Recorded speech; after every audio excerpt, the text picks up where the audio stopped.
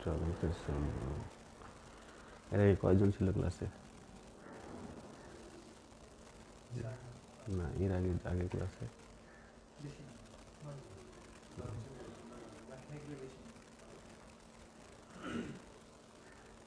ওই 10 জন দিয়ে ক্লাস। দেখি আমারটাতে কয়জন আসে। এরপর কি কারোর ক্লাস আছে আর?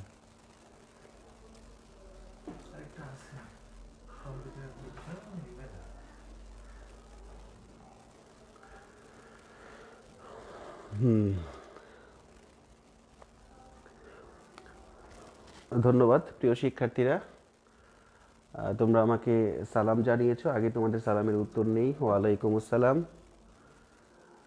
তোমাদের উদ্দেশ্যে বলতে হয়, তোমরা জিজ্ঞেস করেছো আমি কেমন আছি। আমি ভালো আছি আলহামদুলিল্লাহ। গত বৃহস্পতিবারে তোমাদের ক্লাসটা হয় নাই। এই ক্লাসটা আমি একটু কাজে ব্যস্ত ছিলাম, যার কারণে আমি ক্লাসটা নিতে পারি নাই। আজকে আবারও এসেছি। আজকের ক্লাসে তোমাদের সকলকে স্বাগতম জানাচ্ছি। দেখতে পাচ্ছি মোটামুটি ভালোই শিক্ষার্থী চলে এসেছে তোমরা ক্লাসে। হয়তো একটা ক্লাস গ্যাপ গেছে, এই জন্য হয়তো আরও বেশি শিক্ষার্থীকে আমি আশা করেছিলাম।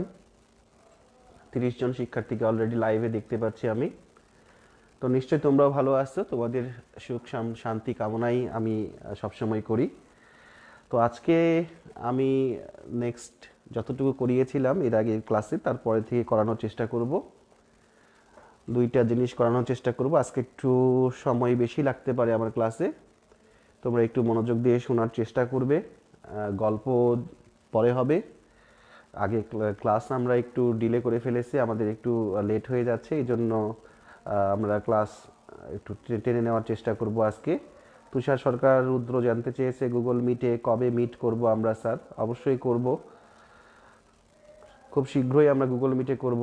আসলে গুগল মিটে ক্লাস করতে গেলে আমার যে তথ্যগুলো দরকার, তোমরা তথ্য খুবই কম সংখ্যক শিক্ষার্থী দিয়েছো। এখন পর্যন্ত আমি 90 জনের মতো শিক্ষার্থীর তথ্য পেয়েছি, কিন্তু আমার 300 জন শিক্ষার্থী রয়েছে আমার জানা মতে। কেননা এখানকার ইলেকট্রিক্যালের 2টা গ্রুপ, এ এবং বি, 2 শিফট। প্রতি গ্রুপ প্রতি শিফটে 50 জন হলে 2 শিফটে 100, এবং 2টা গ্রুপের জন্য 200। ইলেকট্রিক্যালে 200 জন শিক্ষার্থী, ইলেকট্রনিক্সে বগুড়া পলিটেকনিকের 100 শিক্ষার্থী, এবং ভোকেশনাল টিচার্স ট্রেনিং ইনস্টিটিউটের 100 শিক্ষার্থী। সুতরাং আমার শিক্ষার্থী সংখ্যা প্রায় 300 হওয়ার কথা। আজকেও আমি দেখতে পাচ্ছি তোমাদের লাইভে মাত্র শিক্ষার্থী সংখ্যা 26 জন। অর্থাৎ সবাই কিন্তু আমরা লাইভে ক্লাস করতে পারছি না। এর আগের ক্লাসে দেখেছি মাত্র 10 জন ক্লাস করেছে। তাছাড়া তোমাদের ক্লাসের, আমি যখন ক্লাস নেই বা অন্য শিক্ষকরা যখন ক্লাস নেই, তোমাদের রিয়াকশান অনেক সময় ভালো দেখতে পাই না আমরা। তোমাদের কাছে হয়তো ক্লাসটা ভালো লাগে না। আমার ক্লাসের কথা বাদই দিলাম, অন্য শিক্ষকরা যখন ক্লাস নেয় সেগুলো আমরা পর্যবেক্ষণ করি। তো সেখানেও দেখতে পাচ্ছি আমরা যে তোমাদের ক্লাসের রিয়াকশান আশানুরূপ পাচ্ছি না আমরা। তো তোমরা চেষ্টা করবে ক্লাসে রিয়াকশন প্রদান করার জন্য, যাতে করে শিক্ষকরা আরও বেশি অনুপ্রাণিত হয় এবং ক্লাসগুলো আরও ফ্রুটফুল হওয়ার দিকে শিক্ষকরা মনোনিবেশ করতে পারে। শিপন সরকার এবং আরেকজনকে দেখলাম প্রথমেই আমাকে আদাব জানিয়েছো। তোমাদের আদাবের উত্তর নিচ্ছি আমি। নিশ্চয়ই তোমরা ভালো আছো। তো যাই হোক, আমরা ক্লাস শুরু করছি। প্রথমেই আমরা আজকে যে বিষয়টা নিয়ে আলোচনা করব, তার আগে একটা বিষয় একটু কনফার্ম হয়ে নেই তোমাদের কমেন্টস থেকে। সেটি হচ্ছে যে তোমরা কি আমার কথা শুনতে পাচ্ছ ঠিকভাবে? 2-1 জনের অ্যান্সার দেখতে পেলেই আমি ক্লাস শুরু করব। আমার সাউন্ডে কোনো সমস্যা হচ্ছে কি না? আচ্ছা, বকুল রায় জানিয়েছে হোম স্যার, ধন্যবাদ। তো আজকে আমি যে জিনিসটা আলোচনা করব সেটা হচ্ছে সেমিকন্ডাক্টর এর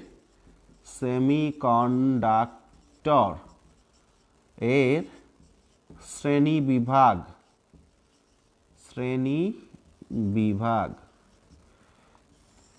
সেমিকন্ডাক্টরের শ্রেণী বিভাগ। সেমিকন্ডাক্টর বা অর্ধ পরিবাহী, এটি মূলত কত প্রকার এবং কি কি? সেমিকন্ডাক্টর কয় প্রকার? মূলত সেমিকন্ডাক্টর 2 প্রকারের। সেমিকন্ডাক্টর মূলত 2 প্রকারের।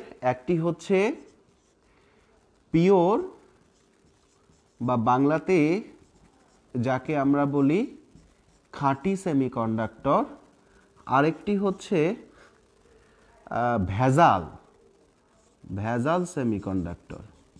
খাঁটি সেমিকন্ডাক্টর এবং ভেজাল সেমিকন্ডাক্টর। খাঁটি এবং ভেজাল সেমিকন্ডাক্টর এটাকে আরেকভাবে বলা যায়, একটা হচ্ছে ইন্ট্রিনসিক আর একটা হলো এক্সট্রিনসিক। অর্থাৎ খাঁটিটাকে বলা হয় ইন্ট্রিনসিক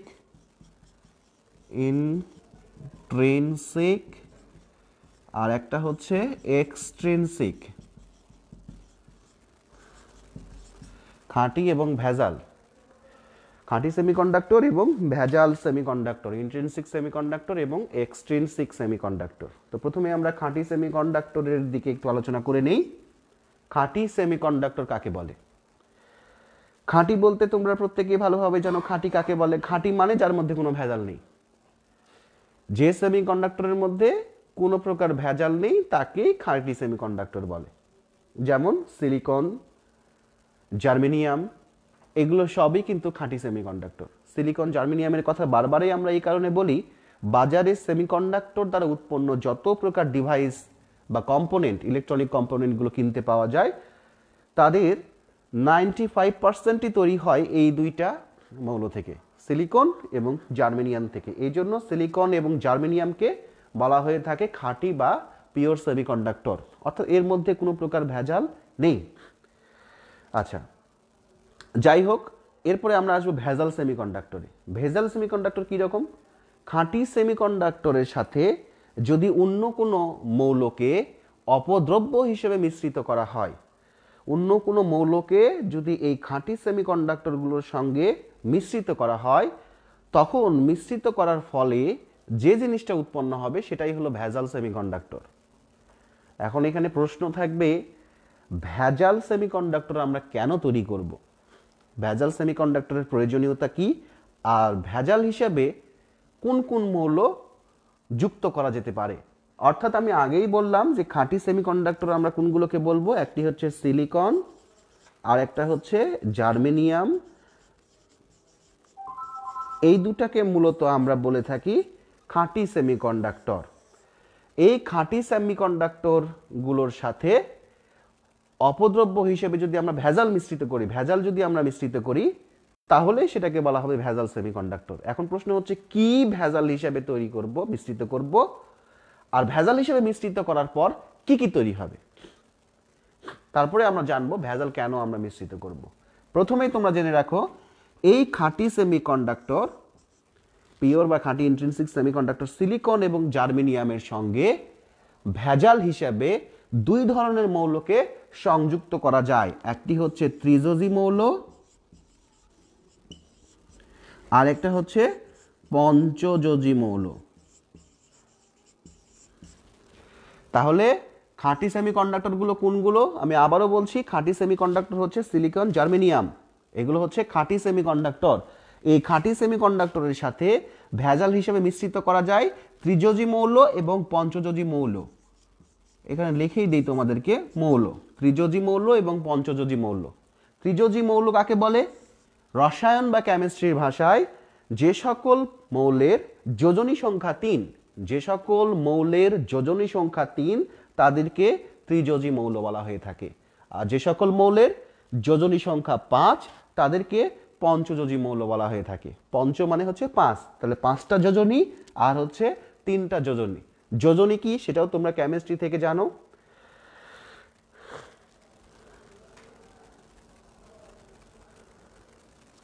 আচ্ছা, মোহাম্মদ আতিক মুর্শেদ একটা প্রশ্ন করেছে, স্যার আপনি আগের ক্লাসে বলেছিলেন রেজিস্টারের গায়ে কালার ব্যান্ড 4 অথবা 5 হয়, কিন্তু বইয়ে 3, 4 এবং 5 এই 3টি ব্যান্ড দেওয়া আছে। আপনি যদি একটু বুঝিয়ে দেন তাহলে উপকৃত হতাম। তুমি এখনো কালার কোড নিয়ে পড়ে আছো। শুধুমাত্র ওই কালার ব্যান্ডের উপর ওই 3টাই হয় না, আমি বলেছি যে বাজারে নর্মালি সাধারণত 4 এবং 5 ব্যান্ডের কালার কোডের রেজিস্টার কিনতে পাওয়া যায়। বাজারে যত আমাদের বাংলাদেশের বাজারে যত প্রকারের রেজিস্টার আছে সবগুলোই হচ্ছে 4 এবং 5 ব্যান্ডের মধ্যে। 3 ব্যান্ডের যেটা কথা বলেছো, 3 ব্যান্ডেরও হয়, আরও কিছু কিছু ব্যান্ডের, স্পেশাল ব্যান্ডেরও কিছু রেজিস্টার আছে। বাজারে কিন্তু সিরামিক রেজিস্টার আছে, বাজারে আরও বেশ কিছু রেজিস্টার আছে যেগুলোতে কালার কোড দেওয়া থাকে না, অন্যভাবে মান নির্ণয় করতে হয়। কিন্তু কালার কোডের উপর ভিত্তি করে মূলত বাজারে কিনতে পাওয়া যায় 4 এবং পাঁচ ব্যান্ডের। এই জন্য আমি 4 এবং 5 ব্যান্ডের কথা বলেছি, এবং তোমাদের প্রশ্নেও তাই আসবে, অঙ্কতেও তাই আসবে। এরপরে বিস্তারিত যদি আমরা বলতে চাই তখন আমরা সামনাসামনি যখন দেখা হবে বিষয়গুলো আরো তোমাদের সামনে ক্লিয়ার করব। তো যাই হোক, যে সকল মৌলের যোজনী সংখ্যা 3, যোজনী সংখ্যা 3 কেন বলা হয়? যে এরা যখন অন্য কোনো মৌলের সাথে রাসায়নিক বিক্রিয়ায় অংশগ্রহণ করতে যায় তখন হয় এই মৌলগুলো 3টা করে ইলেকট্রন গ্রহণ করতে পারে বা নিজেদের কাছ থেকে 3টা ইলেকট্রন ছেড়ে দিতে পারে। তাহলে 3টা মৌল ইলেকট্রন গ্রহণ করার বা 3টা মৌল ইলেকট্রন ছেড়ে দেওয়ার এই যে প্রবণতা, এটাকে আসলে যোজনী বলা হয়। পঞ্চযোজী মৌলের ক্ষেত্রে সেই সংখ্যাটা হয়ে যায় 5, অর্থাৎ এরা অন্য কোনো মৌলের সাথে যখন রাসায়নিক বিক্রিয়ায় অংশগ্রহণ করে তখন এরা 5টা ইলেকট্রন মানে আদান প্রদান করার ক্ষমতা রাখে, অর্থাৎ 5টা ইলেকট্রন হয় গ্রহণ করতে পারে অথবা 5টা ইলেকট্রন তারা ছেড়ে দিতে পারে। ত্রিযোজী মৌল কোনগুলো খেয়াল করে দেখো, আমি ত্রিযোজী মৌলের এখানে উদাহরণ দেওয়ার চেষ্টা করেছি। এখানে একটা দিয়েছি বোরন, একটা দিয়েছি অ্যালুমিনিয়াম এবং আরেকটা দিয়েছি গ্যালিয়াম। বোরন, অ্যালুমিনিয়াম এবং গ্যালিয়াম এগুলো হচ্ছে ত্রিযোজী মৌল, এখানে লিখেই দেওয়া রয়েছে এগুলো ত্রিযোজী মৌল। আর পঞ্চযোজী মৌল কোনগুলো? এই সাইডে আমি পঞ্চযোজী মৌলের নামগুলো লিখেছি, ফসফরাস, আর্সেনিক, অ্যান্টিমনি।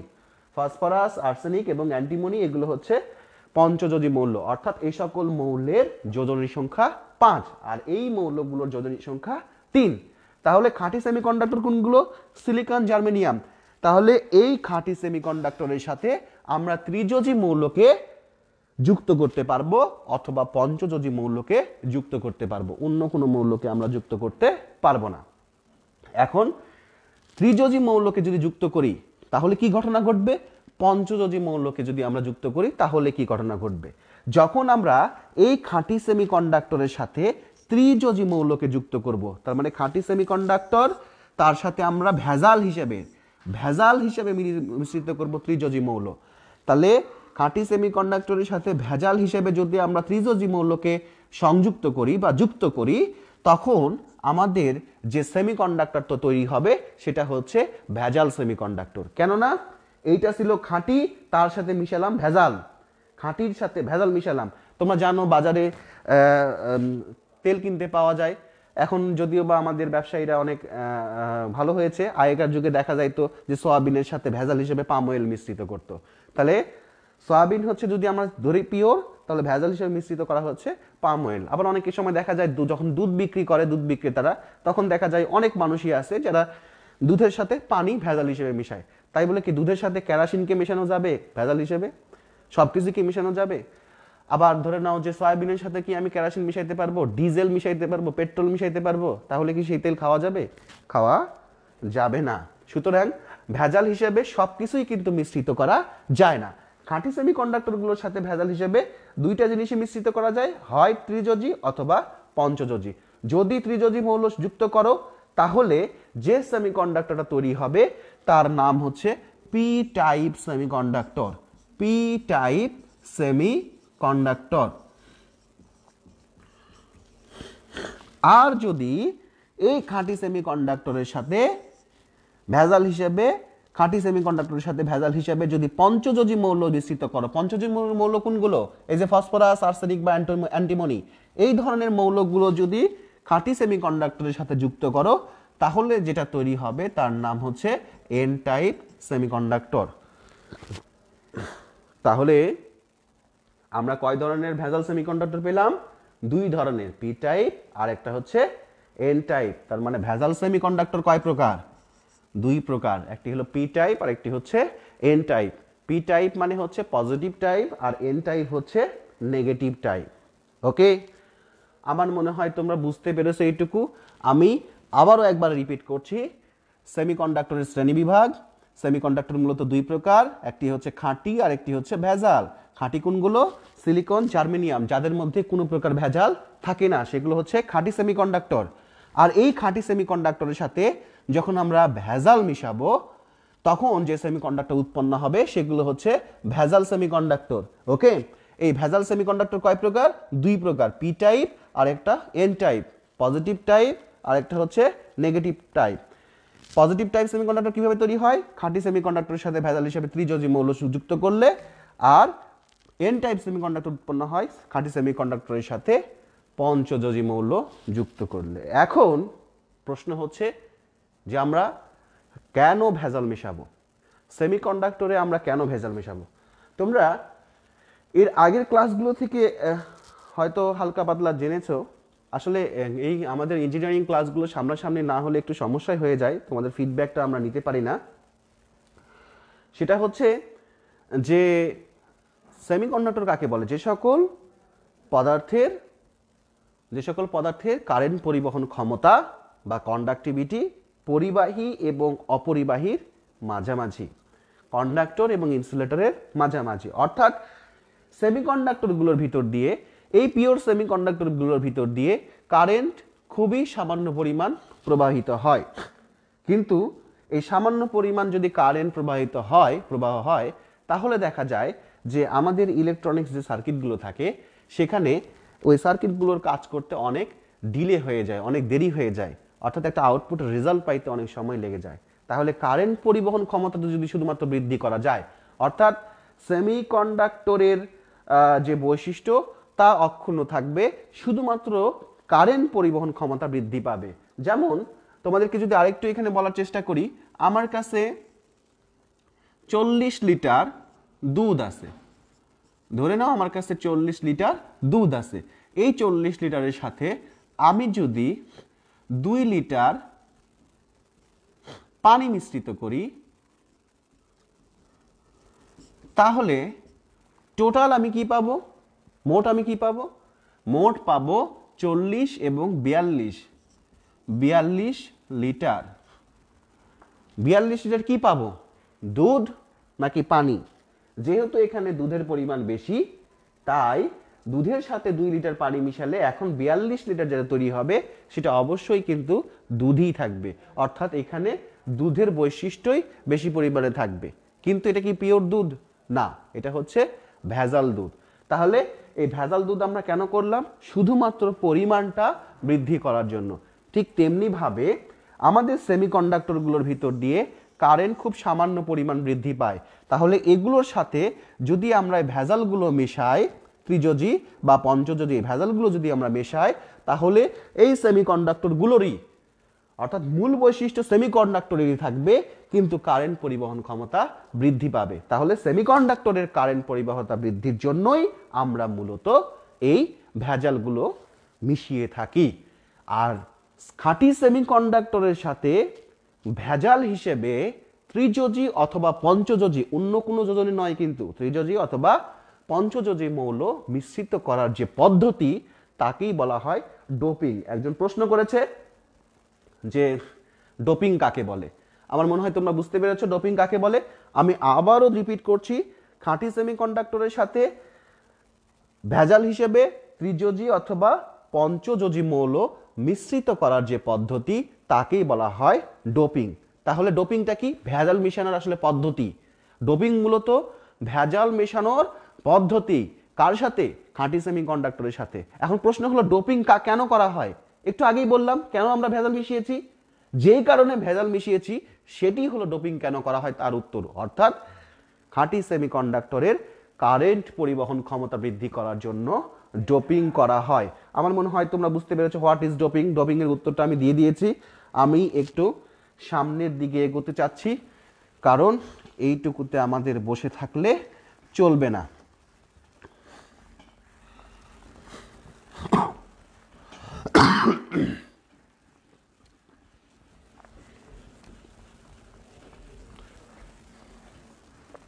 খেয়াল করে দেখো, আমরা আরেকটা প্রশ্নের একটু সমাধান আমরা করব, সেটা হচ্ছে energy band diagram. Energy band diagram, শক্তি স্তর। শক্তি স্তর কি? আমি তোমাদেরকে এর আগের ক্লাসে একদিন বলেছিলাম যে মূলত ইলেকট্রনগুলো অবস্থান করে সর্বশেষ, মুক্ত ইলেকট্রনগুলো অবস্থান করে সর্বশেষ কক্ষপথে। কেমিস্ট্রির নিয়ম অনুযায়ী নিলস বোর, তারপরে আরও বেশ কয়েকজন রসায়নবিদ, তারা হচ্ছে কেমিস্ট্রির বিষয়ে এই পরমাণুর ইলেকট্রন বিন্যাস সম্পর্কে আসলে অনেকগুলো ধারণা দিয়ে গেছেন। তোমার হচ্ছে প্রথমে রাদারফোর্ড দিয়েছিলেন, রাদারফোর্ডকে সংশোধন করলেন আরেক সায়েন্টিস্ট, তাতে সেটাকে সংশোধন করলে আরেক সায়েন্টিস্ট, এইভাবে বারবার সায়েন্টিস্টরা সংশোধন করতেই আসছে। কিন্তু মূলত একটা জিনিস আমরা এখান থেকে নিশ্চিত হয়েছি যে ইলেকট্রনগুলো মূলত অবস্থান করে সর্বশেষ কক্ষপথে, তাই না?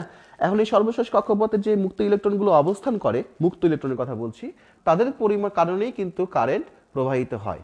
এখন এই মুক্ত ইলেকট্রনগুলোতে আমরা ভালোভাবেই জানি যখন অন্য কোনো মৌলের সাথে রাসায়নিক বিক্রিয়ায় অংশগ্রহণ করে তখন ইলেকট্রন আদান অথবা প্রদান করার ক্ষমতা রাখে।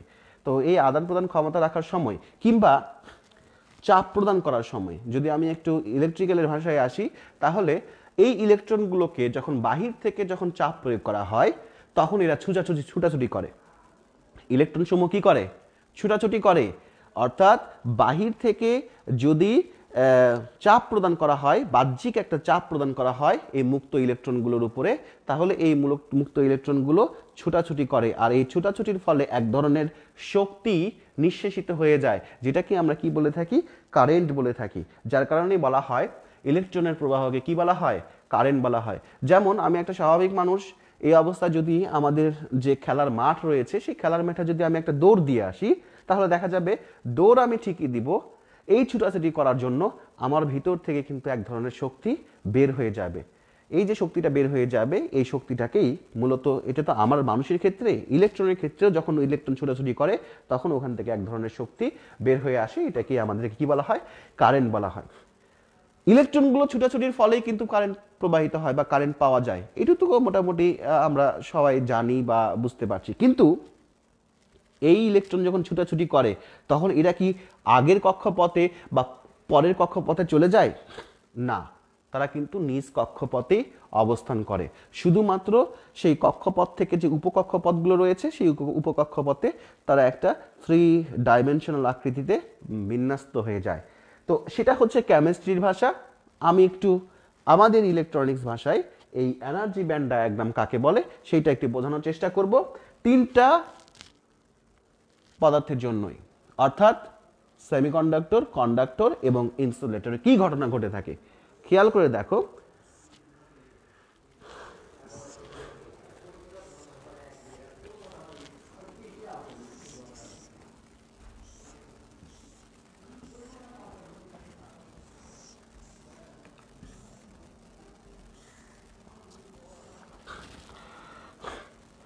তাহলে তোমরা অলরেডি কেমিস্ট্রি হোক কিংবা তোমরা বেসিক ইলেকট্রনিক্স হোক কিংবা তোমরা ইলেকট্রিক্যাল ইঞ্জিনিয়ারিং ফান্ডামেন্টালস হোক, যে কোনো একটা বই পড়ে তোমরা জানো যে তোমার ইলেকট্রনগুলো নর্মালি অবস্থান করে সর্বশেষ কক্ষপথের ইলেকট্রনগুলোকে আমরা কি বলি? ভ্যালেন্স ইলেকট্রন, তাই না? Valence electron. তো এইটা হচ্ছে অঙ্কন করেছি আমি তোমাদের ইনসুলেটরের জন্য। ইনসুলেটর বা অপরিবাহী পদার্থের এনার্জি ব্যান্ড বা শক্তি স্তর কেমন হয়, এইটা হচ্ছে সেমিকন্ডাক্টরের জন্য, আর এইটা হচ্ছে কন্ডাক্টর বা পরিবাহীর জন্য। সবগুলো পদার্থের ক্ষেত্রেই 3টা করে ব্যান্ড থাকে। একটা এনার্জি ব্যান্ডে 3টা স্তর থাকে। একটা হচ্ছে ভ্যালেন্স ব্যান্ড,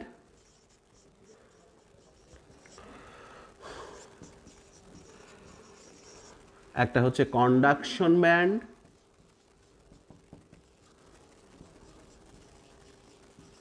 আর একটা হচ্ছে ফরবিডেন এনার্জি গ্যাপ। এটাকে শুধুমাত্র এনার্জি গ্যাপ বলা হয়ে থাকে বা অনেক সময় বলা হয় ফরবিডেন এনার্জি গ্যাপ, অর্থাৎ এই জায়গাতে একটা শূন্য স্থান থাকে। তাহলে এই ভ্যালেন্স ব্যান্ডে মুক্ত ইলেকট্রনগুলো অবস্থান করে। মুক্ত ইলেকট্রনগুলো কোথায় অবস্থান করে? ভ্যালেন্স ব্যান্ডে। এটার ক্ষেত্রেও তাই, সৃষ্টিকর্তা একইভাবে সকল পদার্থকে তৈরি করেছে।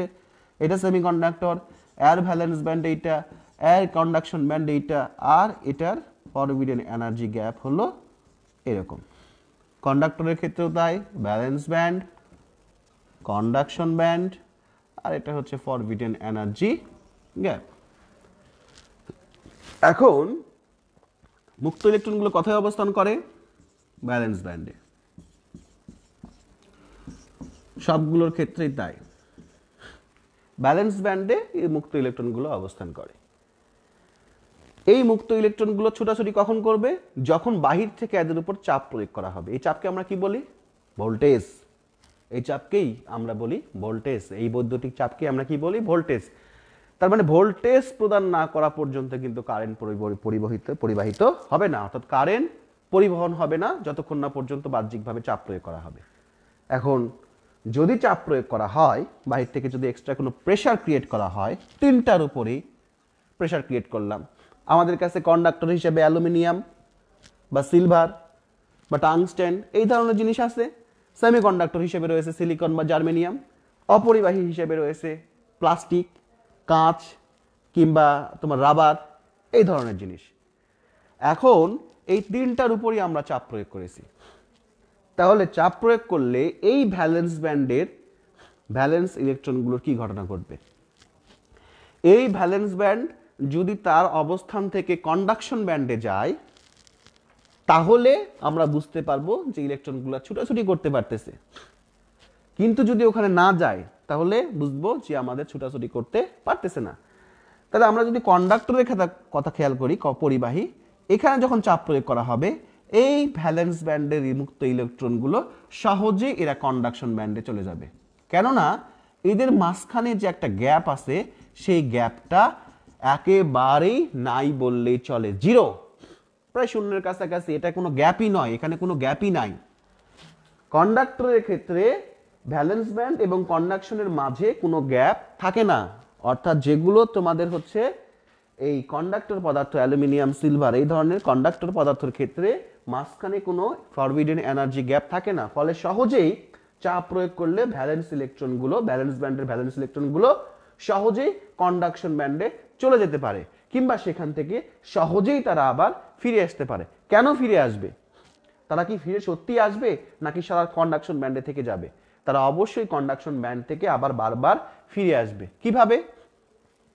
ছোটবেলা আমাদের সময়, আমরা যখন ছোট ছিলাম তখন দেখেছি আমরা ইয়ো ইয়ো খেলতাম।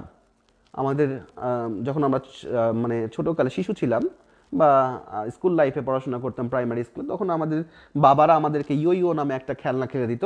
ওটাকে আমরা থ্রো করতাম, মাটির দিকে থ্রো করতাম, আমাদের হাতে সুতা বাঁধা থাকতো। থ্রো করার জন্য ঠিকই আমরা চাপ প্রয়োগ করতাম, কিন্তু সে কিন্তু অটোমেটিকলি আমাদের হাতে আসে, আবার অটোমেটিকলি চলে আসতো। থ্রো করতে সময় লাগে ঠিকই, কিন্তু আসার জন্য আমাদের কিন্তু আর সময় লাগে না। আরেকটা উদাহরণ দেওয়ার চেষ্টা করি। কুকুরকে দেখেছো তোমরা? কুকুর, যে বাসার যে পোষা কুকুরগুলো থাকে, সে পোষা কুকুরকে তুমি যতই বাহিরে ধাক্কা দিয়ে বের করে দাও না কেন, সারাদিন যদি ওরা বাহিরে ঘেউ ঘেউ করে ঘুরেও বেড়ায়, সন্ধ্যার সময় দেখবা ঠিকই তোমার বাসার দরজার সামনে এসে হাজির হয়ে গেছে। ইলেকট্রনগুলোর স্বভাবও ঠিক তাই রকম, সেরকমই, ওই কুকুরের মতো, কিংবা বলতে পারো ওই খেলনার মতো। এই ইলেকট্রনগুলো সবসময়ের জন্য এরা হচ্ছে ভ্যালেন্স ব্যান্ডে অবস্থান করবে, কিন্তু যেহেতু আমি চাপ প্রয়োগ করেছি, তাই এরা ভ্যালেন্স ব্যান্ড থেকে কোথায় যাবে? কন্ডাকশন ব্যান্ডে যাবে, অর্থাৎ উপশক্তি স্তর পর্যন্ত যাবে, মাঝখানে কোনো গ্যাপ নাই। কিন্তু তাই বলে উপশক্তি স্তরে তারা থেকে যাবে না, তারা আবার দ্রুতই কন্ডাকশন ভ্যালেন্স ব্যান্ডে চলে আসবে, কারণ সবসময়ের জন্য ইলেকট্রন অবস্থান করবেই ওখানে। তার মানে দেখা যাচ্ছে যে এই জায়গাতে একটা ইলেকট্রনগুলোর কি হচ্ছে? যাচ্ছে, আবার ফিরে আসতেছে, যাচ্ছে, ফিরে আসতেছে, যাচ্ছে, ফিরে আসতেছে, যাচ্ছে, ফিরে আসতেছে। ভ্যালেন্স ব্যান্ড থেকে কন্ডাকশন ব্যান্ডে ইলেকট্রনগুলো বারবার কি করে? ছোটাছুটি করতে পারে, মাঝখানে কোনো প্রকার গ্যাপ থাকে না, যার কারণেই এই কন্ডাক্টরগুলোর ভিতর দিয়ে সহজেই কারেন্ট পরিবহন হতে পারে। এই গ্যাপটা ঠিক এরকম, আমি যদি ইলেকট্রন হই, আমাকে তোমরা ইলেকট্রন হিসেবে কল্পনা করো, আমি ইলেকট্রন, আমাকে আমার মা হয়তো বা বাবা হয়তো আমাকে লাঠি দিয়ে তাড়ান দিছে, এখন সামনে আমার কাজ হলো দৌড় দেওয়া, আর যাই হোক ম্যাথ থেকে বাঁচতে হবে, দৌড় দেওয়া। আমি দৌড় দিয়েছি, কিন্তু সামনে যদি আমার কোনো বাধা না থাকে, তাহলে আমি সহজেই দৌড় দিতে পারবো। কিন্তু তাই বলে কি সারাদিন আমি বাইরে থাকবো? ভাত তো খাওয়া লাগবে, ওই সন্ধ্যার সময় আবার ঠিকই আমাকে বাসায় ফিরে আসতে হবে, তাই না? আমি আমার নিজ জায়গাতে আবার ফিরে আসবো। কখন ফিরে আসবো? যখন দেখবো বাপ বাড়ির থেকে বার হয়ে গেছে, অর্থাৎ চাপ যখনই নাই তখনই আমি চলে আসবো, আমার উপর প্রেশার নাই তখনই আমি চলে আসবো বাসায়, তাই না?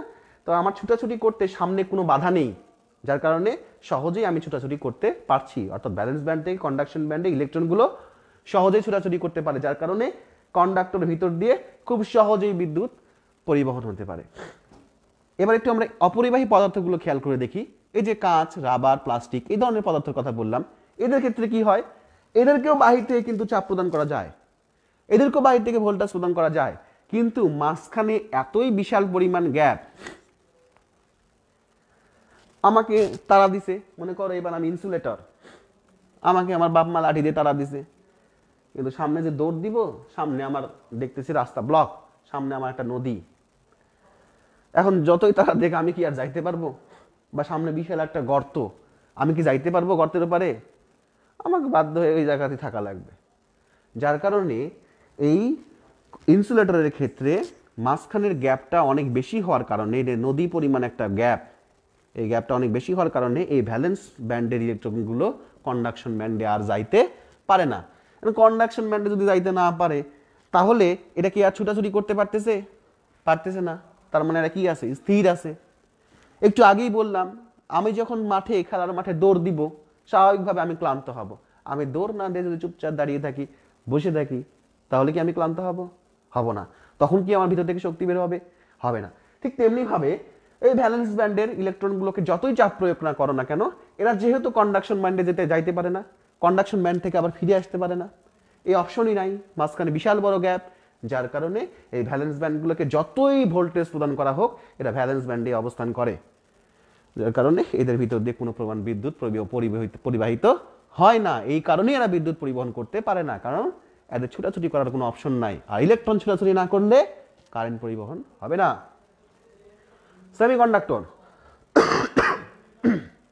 সরি, খেয়াল করে দেখো, সেমিকন্ডাক্টরের ক্ষেত্রে একই অবস্থা, ভ্যালেন্স ব্যান্ডেই সকল ইলেকট্রন অবস্থান করছে, কিন্তু এর যে গ্যাপটা, এর গ্যাপটা হচ্ছে কন্ডাক্টরের মতও নয়, ইনসুলেটরের মতোই নয়। কন্ডাক্টরের ক্ষেত্রে কোনো গ্যাপই নাই, ইনসুলেটরের ক্ষেত্রে বিশাল গ্যাপ, এর ক্ষেত্রে গ্যাপটা সামান্য পরিমাণ। অর্থাৎ আমাকে তারা দিছে, আমি মারছি দৌড়, ঝাইরে কুশে দৌড়, আমাদের গ্রামের ভাষায় বলে ঝাইরে কুশে দৌড় মারছি, কিন্তু সামনে দেখতেছি এবার নদী না, সামনে আছে এবার আমার একটা ছোট্ট একটা গর্ত।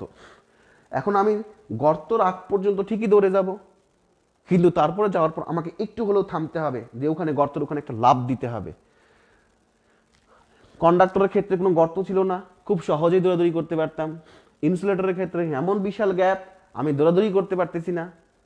আর সেমিকন্ডাক্টরের ক্ষেত্রে গ্যাপ আছে কিন্তু অল্প পরিমাণে, গর্ত আছে অল্প পরিমাণ, যার কারণে ওই জায়গা পর্যন্ত ঠিকই যাচ্ছি, কিন্তু ওখানে যে আমার গতিটা স্লো হয়ে যাচ্ছে, ধীর হয়ে যাচ্ছে। যার কারণে এই কন্ডাক্টরের মতো স্বাভাবিকভাবে সেমিকন্ডাক্টরের ইলেকট্রনগুলো সহজে ছুটাছুটি করতে পারে না, করে, কিন্তু এই গ্যাপটাকে অতিক্রম করে যাওয়ার পরে আবার এর মতো না যে একবার গ্যাপ অতিক্রম করতে পারেই না, এসে গ্যাপ অতিক্রম করে ঠিকই, কিন্তু ওর মতো না। যার কারণে এখান থেকেও ফিরে আসে ইলেকট্রনগুলো, কিন্তু খুব অল্প পরিমাণে।